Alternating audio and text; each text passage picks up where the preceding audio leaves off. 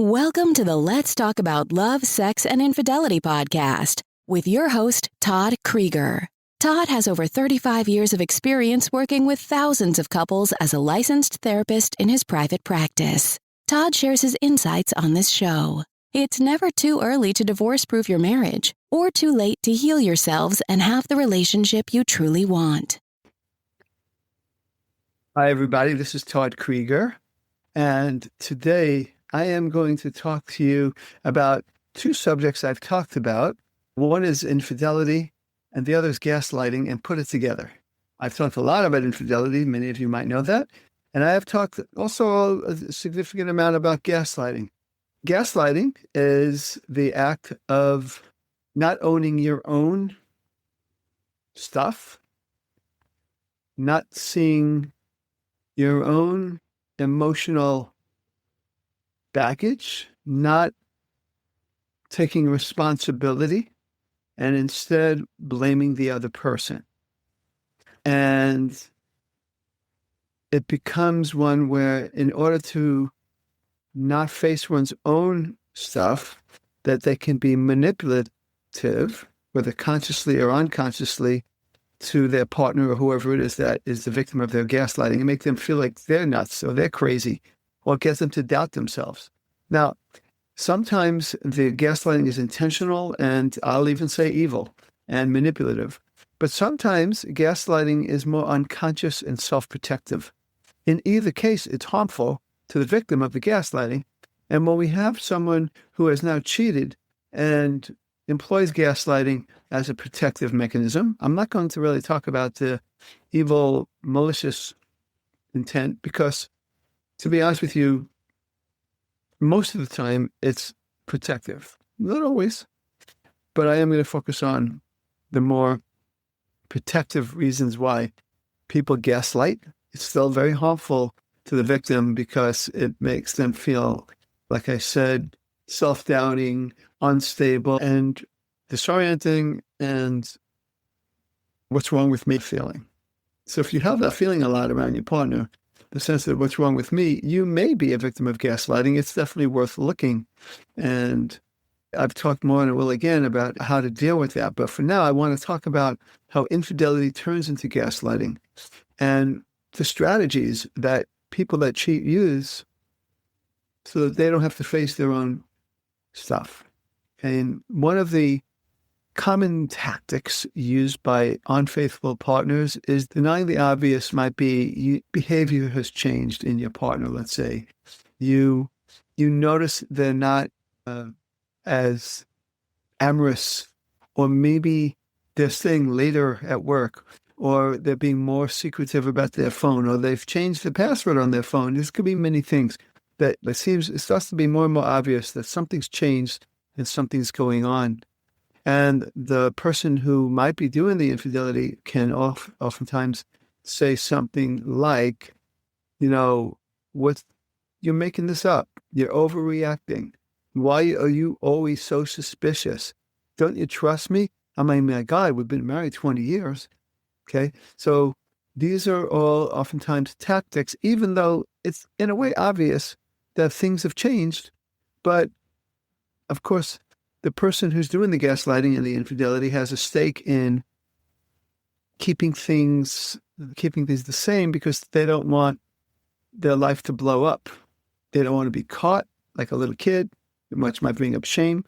And also they surely don't want to lose their reputation, or they don't want to lose their wife, or they don't want to lose their family, or whatever the case may be. So they have high motivation to deny the obvious, but the problem is it is gaslighting, and it has harmful effects. Not only infidelity has harmful effects, but even before the person who is being betrayed actually discovers the infidelity, there is already symptoms caused by that gaslighting.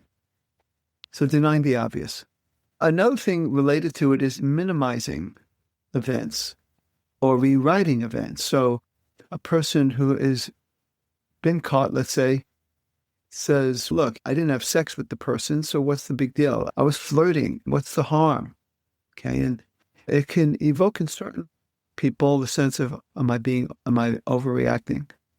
Again, if you're finding yourself saying that a lot, am I overreacting? Maybe it's me. that you may be a victim of gaslighting. So the person who's cheated might say, it might literally not only minimize by trying to say, what's the big deal, but also by minimizing the actual what they did. I've had quite a lot of that. So people do what we call the drip method. They'll give you a little drip. I cheated. I had a weak night. I drank too much. I had sex. And then what happens? You discover later that the person has had text with this person warming themselves up to that one encounter for 3 months.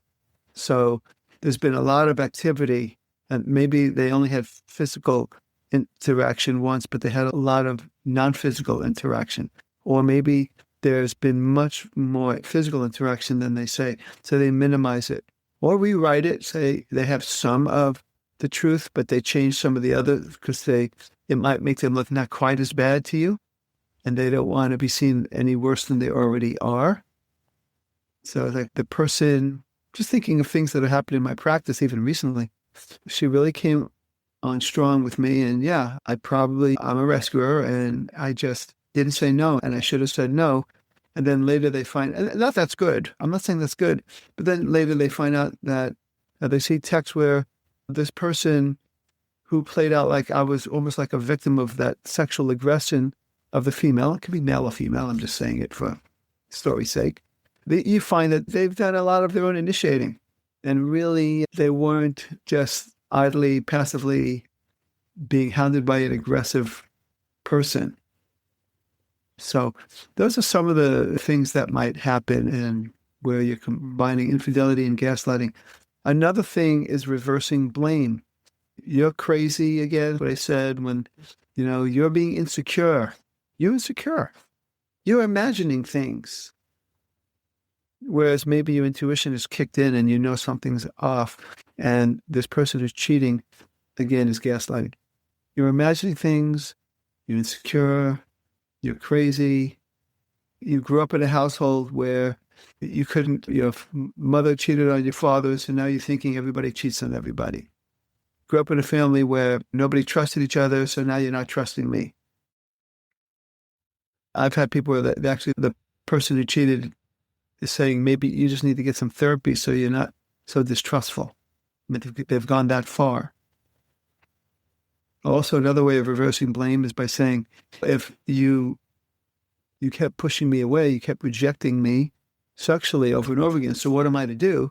But also leaving out that maybe you were rejecting me because I wasn't present for you, I didn't show up for you, I didn't listen to you, I didn't tune into you. So again, denying their own responsibility and acting like they were a victim of your pushing away and rejecting me, so what am I to do? So these are just a lot of the things that happen. And if you could recognize some of these things, I want you to recognize it and step out of the self-blame that you may be doing as a victim of the gaslighting.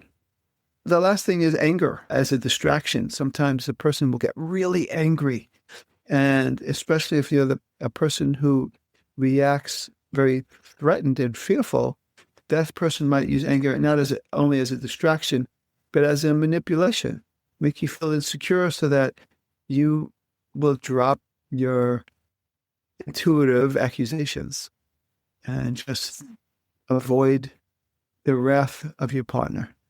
So denying the obvious, reversing blame, also minimizing or rewriting events, and anger as a distraction are all different tactics that people who cheat will use to gaslight you so that they can not have worse consequences, including facing their own shame about what they're doing.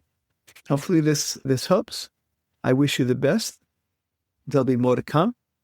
This is Todd Krieger, making the world safe for love. That's it for today's episode of Let's Talk About Love, Sex, and Infidelity podcast with your host, Todd Krieger.